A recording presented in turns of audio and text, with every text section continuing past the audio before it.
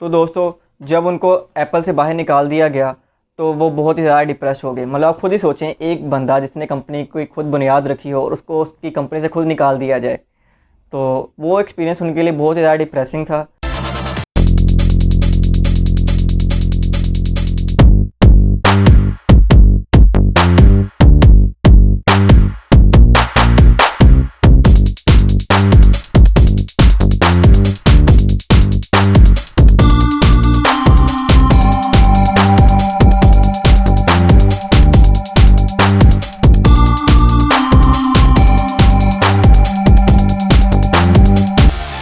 कि वो मेरे लिए एक ऐसा एक्सपीरियंस था कि मैंने सोचा कि मैं शहर छोड़ के कहीं दूर चला जाता हूँ। कहते लेकिन मेरे साथ एक मसला था, मुझे फिर भी मोहब्बत थी अपने काम से, जो टेक्नोलॉजी से मुझे उससे तब भी बड़ा लगाव था। तो मैंने कहा कि क्यों ना मैं कुछ अपना दोबारा से नया कर लेता हूँ। तो क्योंकि वो एक आईटी पर्सन थे, आईटी गीक थे, तो उन्होंने क्या किया, उन्होंने एक नई कंपनी की बुनियाद रखी जिसका के नाम नेक्स्ट था। उनकी जो सेविंग्स थी, उनके जो तब कह लें कि जो पैसे थे जो भी उनको मिले थे एप्पल के वॉकआउट पे, तो उन्होंने वो सारे के सारे इन्वेस्ट कर दिए एक कंपनी के अंदर जिसका नाम था नेक्स्ट। उन्होंने नई कंपनी बनाई नेक्स्ट, जो कि इसी तरह कंप्यूटर्स बनाती थी और सॉफ्टवेयर डेवलप करती थी। लेकिन वो जो उनकी प्रोडक्ट थी, जो उन्होंने कंप्यूटर बनाया, वो इंटरनेट पे वो मौजूद भी है, वो इतना सक्सेसफुल नहीं रहा। तो उन्होंने इसके बाद क्या किया, उसके 1 साल बाद उन्होंने एक नई कंपनी बाई की जिसका नाम था पिक्सर, जो कि एनिमेशन का वर्क करती थी हॉलीवुड में। वो जॉर्ज लूकस की कंपनी थी जो कि वॉल्ट डिज्नी में एनिमेशन को डील किया करते थे। तो उन्होंने वो कंपनी बाई कर ली और उन्होंने कंप्यूटर एनिमेशन में, जो कि कार्टूनिक एनिमेशन जिसको हम कहते हैं, उस पर काम करना शुरू कर दिया। तो काफ़ी वक्त गुजर गया, जो एप्पल थी उसका डिक्लाइन जारी था, एप्पल उसके बाद संभल ना पाई। तो तब तक जो उनके पहले सीईओ थे जॉन स्केली, उनका टाइम पीरियड भी ख़त्म हो गया हुआ था। तो एप्पल में एक नया सीईओ अपॉइंट हो गया हुआ था जिसका नाम था गिलबर्ट अमेलियो। अब वो बड़े ही स्मार्ट पर्सन थे गिलबर्ट अमेलियो। उनको पता था अगर एप्पल की तरक्की की वजह स्टीव जॉब्स है, तो एप्पल की डिवाइस की वजह भी स्टीव जॉब्स ही है, क्योंकि अब स्टीव जॉब्स को निकाल दिया गया है, इसलिए एप्पल अब उस तरह तरक्की नहीं कर पा रही कंपनी, इस तरह उसमें इनोवेशन अब नहीं आ रही। क्योंकि हम सब जानते हैं कि एक टेक कंपनी से अगर इनोवेशन चली जाए तो पीछे कुछ भी नहीं रहता। तो उन्होंने क्या किया, उन्होंने एक प्रोफेशनल मैनर में स्टीव जॉब्स को अप्रोच किया और उन्होंने उनको ऑफ़र किया कि तुम एज एन इंटरम सीईओ हो एप्पल में और दोबारा से इसके अफेयर्स को देखो, ऑपरेशंस को देखो और अपनी इनोवेशन लेकर आओ इसके अंदर। तो उन्होंने वो ऑफ़र हंसी खुशी कबूल किया। एप्पल थी, उसने एक पिक्सर को भी बाय कर लिया और नेक्स्ट को भी, जो कि उसकी सब्सिडरीज बन गई। तो अब एप्पल जो था वो बहुत ही ज़्यादा डिक्लाइन की तरफ था उन दिनों। और तब तक जो बिल गेट्स थे उनका मार्केट शेयर बहुत ही ज़्यादा हो गया हुआ था। He was supplying his software to all the biggest computer manufacturers at that time, as in Compaq, IBM etcetera. तो उनका कहते हैं जो मार्केट शेयर था उस वक्त वो तकरीबन 80% था। तो अब स्टीव जॉब्स क्योंकि बहुत ही ज़्यादा परसुएसिव और बहुत ही ज़्यादा जो कहते हैं ना, एक अगले बंदे का माइंड बदल देने वाले इंसान थे, उन्होंने क्या किया, उन्होंने बिल गेट्स को अप्रोच किया। क्योंकि सब जानते हैं उनकी काफ़ी कंट्रोवर्सी रही बिल गेट्स के साथ। वो अब प्रेस में नहीं है उन्होंने कैसे अप्रोच किया, क्या किया, लेकिन उन्होंने उनको कहा कि हम सारी बातों पे पिछली जो हैं उनको भूल जाते हैं। मेरे जो भी हमारे खिलाफ चार्जेस लगाए हुए हैं, जो हमारे केसेस चल रहे हैं, मैं उनको ड्रॉप करता हूँ और हम दोबारा नए सिरे से एक पार्टनरशिप करते हैं और एक मैं नई प्रोडक्ट बना रहा हूँ जिसका नाम है iMac, एक नया कंप्यूटर। तुम उसमें बनाने में मुझे मदद करो और उसके लिए मुझे कंप्यूटर पार्ट्स और उसके सॉफ्टवेयर सप्लाई करो। तो बिल गेट्स जो थे उन्होंने उनकी वो ऑफ़र कबूल कर ली और बिल गेट्स ने तब एप्पल के अंदर इन्वेस्टमेंट की $150 मिलियन की। तो इसी तरह फिर उन्होंने उसकी जो लॉन्चिंग सेरेमनी थी iMac की, उसके अंदर उन्होंने बाकायदा सैटेलाइट लिंक से उनकी वीडियो कॉल हुई बिल गेट्स के साथ, जिसमें उन्होंने बताया कि now we have become friends and we are working on this project together. तो इसकी वजह से लोगों का बहुत ही ज़्यादा कॉन्फिडेंस दोबारा डेवलप हो गया एप्पल के अंदर। और उसके जो लॉयल फैंस थे एप्पल के, जो कि अभी तब इतने मतलब कहने कंटेंट नहीं थे एप्पल से, उनका दोबारा से एक इत्मीनान बहाल हो गया एप्पल के अंदर। तो यही हुआ।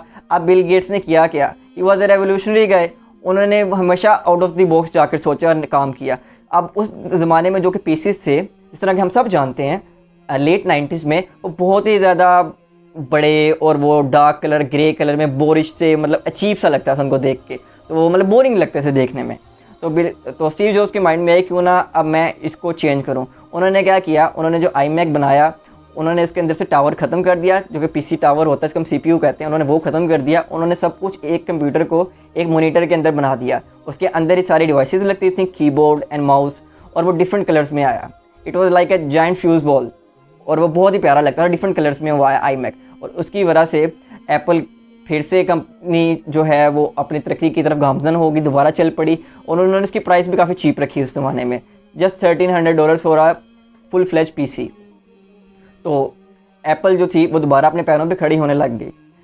अब जिस तरह कि हम सब जानते हैं, स्टीव जॉब बहुत ही ज़्यादा विजनरी थे और वो मिशन ओरिएंटेड इंसान थे। अब कहते हैं जो विजनरी इंसान होता है वो वक्त से 10 साल 20 साल आगे सोच रहा होता है।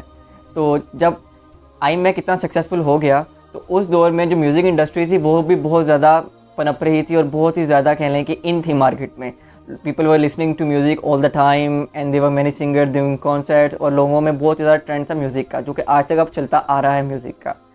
तो उस दौर में क्या था, जापानीज़ जो कंपनी थी वो डिवाइसेस बनाया करती थी म्यूज़िक की, इसको हम वॉकमैन कहते हैं। जैसे सोनी कंपनी का वॉकमैन था, उसके अंदर हम कैसेट डालते थे and we use to listen to songs. उसकी ए साइड होती थी, बी साइड होती थी। स्टीव जॉब ने कहा क्यों ना मैं इसके अंदर कह लूँ कि इनोवेशन लेके आऊँ। तो केम द ईयर 2001, उन्होंने क्या किया, उन्होंने एक नई डिवाइस मुतारिफ़ कराई जिसका नाम आईपॉड था। आईपॉड के अंदर कोई डिस्क नहीं डलती थी, कुछ भी नहीं था, एक छोटी सी डिवाइस थी जिसके साथ सिर्फ आप हैंड से अटैच करते थे और उसके अंदर आप 10,000 से ज़्यादा भी गाने स्टोर कर सकते थे MP3। तो then he drop that bomb in the market, और वो बहुत ही ज़्यादा फिर सक्सेसफुल हुआ क्योंकि it was the need of the people at that time. तो लोगों ने बहुत ही ज़्यादा उसको पसंद किया, और उसकी जो यूएसपी थी वो थी ही म्यूज़िक, ठीक है ना। तो लोगों ने बहुत ही ज़्यादा उसको पसंद किया आईपॉड को, और जितने भी म्यूज़िक लवर थे ऑल अक्रॉस द वर्ल्ड सब ने उसके ज़रा बाय करना शुरू कर दिया। अब जो एप्पल था वो कह लें कि ग्लोबल ब्रांड बन चुका था, और अब जितने भी इंटरटेनमेंट इंडस्ट्री के जो लोग थे, celebrities, singers, actors, those people who listen to music and stuff, तो उन्होंने इसको बाय करना शुरू कर दिया और एक स्टेटस सिंबल बन चुका था आईपॉड के। जो भी एक नया मतलब जो एक नया कूल पर्सन होता था उसने एक आईपॉड होता था उसके पास, तो कह लें तो वो बहुत ही ज़्यादा इन हो चुका था मार्केट में। तो सब हर किसी ने उसको ख़रीदा आईपॉड को, तो वो बहुत ही ज़्यादा सक्सेसफुल रहा, जिसकी वजह से एप्पल का कह लें कि जो वैल्यूएशन थी वो बहुत ही ज़्यादा बढ़ गई, मार्केट कैपिटलाइजेशन उसकी बहुत ज़्यादा हो गई एप्पल की। तो उसकी सक्सेस के बाद 1 साल बाद he came up with another idea. उन्होंने कहा क्या कि उस दौर में सॉन्ग पायरेसी का बहुत ज़्यादा इशू हुआ करता था कि लोग बहुत ही ज़्यादा पायरेटेड सॉन्ग्स डाउनलोड करते थे या एक दूसरे से लेते थे, जो कह लें कि और हाई क्वालिटी के भी नहीं होते थे इस तरह से वो जो सॉन्ग्स थे, और क्योंकि डायरेक्ट जो थे वो कंपोजर्स के पास से वो नहीं आते थे, वो पायरेसी में आते थे। तो स्टीव जॉब ने क्या किया, उन्होंने म्यूज़िक इंडस्ट्री के जो जाइंट्स थे उनको अप्रोच किया और उनको कहा कि मैं एक ऑनलाइन स्टोर लॉन्च करने जा रहा हूँ जिसके अंदर ये मैं सारे गाने आपके जितने भी हैं हम इसको ऑनलाइन सेल करेंगे। तो शुरू में लोगों ने एतराज़ किया, उन्होंने प्राइस बहुत ज़्यादा रखी अपने सॉन्ग्स की कि हम इतने का बेचेंगे, आप इतने का बेचें। स्टीव जॉब बहुत ही क्लियर थे, उनको था कि मैंने लोगों की ज़िंदगी में आसानी पैदा करनी है और मैंने चीप प्राइस पे सॉन्ग्स को सेल करना है। तो उन्होंने क्या उनको कहा कि आप 99 सेंट्स में हम उसकी प्राइस रखेंगे सॉन्ग की जनरल पब्लिक के लिए, जिसमें से जो कि 60 सेंट्स होंगे वो आपके होंगे और जो 30 सेंट्स होंगे या 29 सेंट्स टू बी प्रिसाइज वो एप्पल के होंगे। तो लेकिन उनके पास कोई चॉइस नहीं थी क्योंकि पायरेसी बहुत ज़्यादा थी और ऑलरेडी बड़ा लॉस था। उन्होंने कहा ठीक है। तो आफ्टर 1 ईयर उन्होंने iTunes लॉन्च किया, जो कि अब कह लें कि एप्पल डिवाइसेस पे भी चलता था और विंडोज़ जो कि बहुत ही ज़्यादा तब इस्तेमाल की जा रही थी अर्ली 2000 में, उसके अंदर भी वो स्टोर उन्होंने लॉन्च किया। और लोगों ने फिर वहाँ पे म्यूज़िक इंडस्ट्री ने अपना जो कहने कंटेंट था जो कि अपने सॉन्ग्स थे उनको प्रोवाइड किए और उसको ऑनलाइन सेल करना शुरू किया। So after 2001 Steve Jobs was at the top of his game and Apple had become a norm all across the world. Apple को हर बंदा जाने लग चुका था उसकी प्रोडक्ट्स की वजह से। Then came the year 2004. तो स्टीव जॉब्स ने खुद बताया अपने 2005 में स्टैनफोर्ड में जो उन्होंने कमेंसमेंट में खिताब किया कि he had develop a pancreas cancer. उनको कैंसर में वो मुब्तला हो गए 2004 में, तो जो कि एक बड़ा ही रेयर किस्म का तब कैंसर था और उसका कोई क्योर नहीं था। तो कहते हैं वो जो वक्त था मेरी ज़िंदगी का, वो मुझे ऐसा लगा कि मेरे लिए सब कुछ ख़त्म हो गया लाइफ में। तो एनी हाउ कहते हैं मैं वापस आ गया, तो doctor told me to get my fates in order. तो अपने मतलब इसका मतलब ये कि डॉक्टर्स का कोड होता है कि आपके पास वक्त थोड़ा रह गया है, अब आपने ज़िंदगी में जो बस करना है कर लें, 3-4 महीने में आपकी छुट्टी है। तो कहते हैं मैं घर चला गया, कहते लेकिन अगले दिन मुझे दोबारा उन्होंने क्लिनिक में बुलाया और उन्होंने मेरा टेस्ट किया। तो उसमें हुआ क्या कि जब उन्होंने टेस्ट किया उन्होंने देखा कि ये जो कैंसर है ये अब इतना सीवियर नहीं है, इसका हम इलाज कर सकते हैं, तो शायद अब आप ज़िंदा रह सकते हैं। तो कहते मुझे फिर एक ज़िंदगी में एक और उम्मीद की किरण नज़र आई कि नहीं, अब मैं ज़िंदगी में कुछ कर सकता हूँ, मतलब और टाइम मुझे मिल गया है। क्योंकि वो एक रेवोल्यूशनरी पर्सन थे तो उनके माइंड में और प्लानिंग ऑलरेडी चल रही थी। तो 2005 में जो उनके स्टैनफोर्ड में उन्होंने खिताब किया उसमें भी उन्होंने यही बताया है कि अगर वो मेरे साथ एक्सपीरियंस ना हुआ होता तो मुझे अपनी ज़िंदगी का एहसास कभी होना नहीं था। कहते हैं जब आपको पता चल जाए कि आपकी मौत का वक्त करीब आ गया है तो जितनी भी मटीरियलिस्टिक आपकी ख्वाहिशात होती हैं, चीज़ें होती हैं, वो सब आपको छोटी नज़र आने लग जाती हैं। फिर आपका वही दिल बस करने को करता है कि जो कि आपकी जो स्पिरिट होती है, आपकी रूह होती है, उसके करीब हो। और वो आपको सबको पता है कि वो क्या होता है, कि स्पिरिट जो आपकी रूह होती है उसका पैगाम क्या होता है, रूह क्या करना चाहती है। तो इसलिए उनकी बड़ी मशहूर कोटेशन भी है जो कि कहते हैं कि मैं 17 साल का था जब मैंने सुनी कि if today were the last day of your life would you want to do what you are about to do today. कि अगर आपको ये पता चल जाए कि आपकी ज़िंदगी का आज आखिरी दिन है तो आप उस दिन जो करने जा रहे होगे वो वही होगा जो कि आप करने लगे हो, या कि आप कुछ हट के करोगे। तो कहते ये पिछले 33 सालों से मैं इस कोटेशन को रोज़ पढ़ता हूँ और मैं रोज़ जब शीशे के आगे सुबह खड़ा होता हूँ तो मैं अपने आप से सवाल करता हूँ कि अगर आज मुझे पता चल जाए मेरी ज़िंदगी का आखिरी दिन है तो मैं इसको कैसे गुजारूँगा। कहते since then it has made all the difference. तो जब उनको पता चल गया कि उनको कैंसर डायग्नोज हो गया है तो बस उन्होंने फिर एक ही, उनकी कोटेशन बड़ी मशहूर है विच इज़ क्वाइट लॉन्ग, मैं वो को पढ़ के सुनाता हूँ कि your work is going to fill a large part of your life and the only way to be truly satisfied is to do what you believe is great work and the only way to do great work is do what you love। तो दोस्तों इससे हमें क्या पता चलता है कि इंसान जो भी होता है उसकी ज़िंदगी का बहुत सारा वक्त, कहने कि 70% वक्त अपने काम में गुजारता है। तो वो काम करे जिससे वो मोहब्बत करता है, जिससे उसकी लाइफ को एक मायने भी मिले और उसको उसकी जितनी भी अचीवमेंट्स हैं उसको आगे से आगे लेके जाती रहें, जिससे उसे एक फुलफिलमेंट का एहसास हो। तो दोस्तों इस स्पीच के बाद फिर देन केम द ईयर 2007 में उन्होंने फिर एक आईटी वर्ल्ड में एक ब्रेक थ्रू कायम किया जिसमें उन्होंने आईफोन लॉन्च किया 2007 में। और वो इस दौर में बहुत ही बड़े कह लें कि एक ब्रेक थ्रू था उनके लिए और उन्होंने स्मार्टफोन इंडस्ट्री को हिला के रख दिया कि दुनिया का पहला उन्होंने इस तरह यूज़र फ्रेंडली टच मोबाइल दुनिया में मुतारफ़ करवाया। और उसके बाद फिर आप सब जानते हैं कि फिर दोबारा, क्योंकि वो एक ट्रेंड सेटर थे तो कंपनीज ने उनको कॉपी करना शुरू किया और सब ने टच मोबाइल्स बनाना शुरू कर दिए। लेकिन आज भी एप्पल के करीब भी कोई कंपनी नहीं है इन द स्मार्टफोन वर्ल्ड। जो एप्पल की वैल्यू है वो एप्पल की ही है, जिस तरह कि हम सब जानते हैं। देन 2010 में उन्होंने एक और नई प्रोडक्ट का तारुफ करवाया जिसका नाम था आईपैड, जो कि ना ही एक कह लें कि एक मोबाइल फ़ोन था और ना ही एक लैपटॉप था, वो दोनों का एक हाइब्रिड वर्जन था।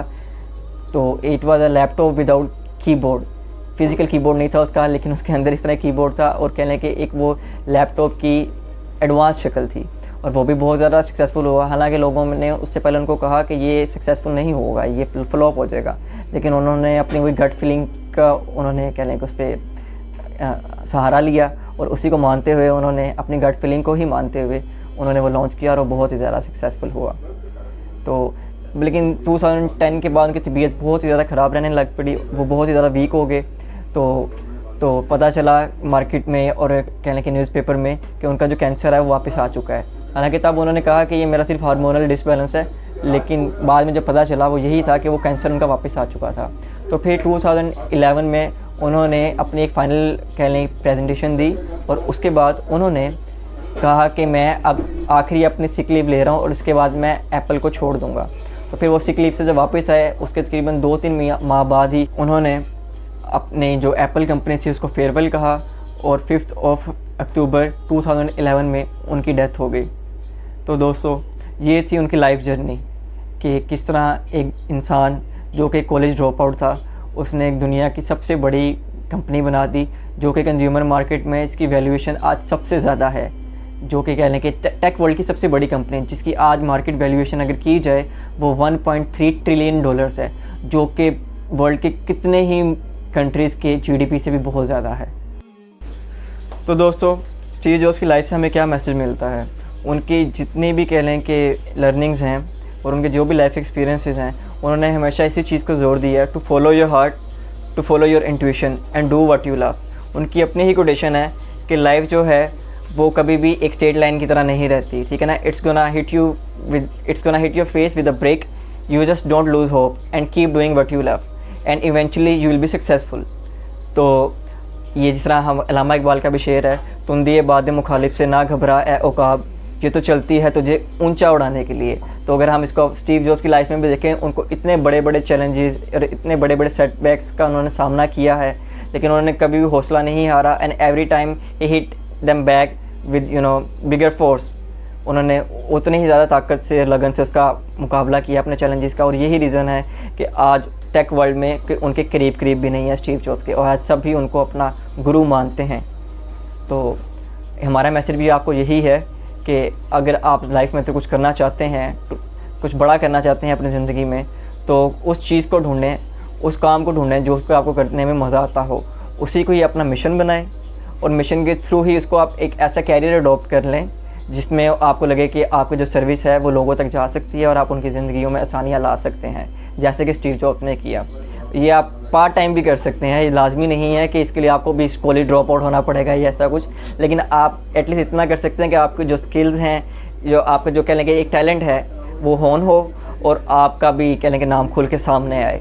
तो आप भी अपनी पर्सनल लाइफ में और अपनी प्रोफेशनल लाइफ में इन प्रिंसिपल्स को अडॉप्ट करें, सो दैट आप भी एक सक्सेसफुल पर्सन बन सकें।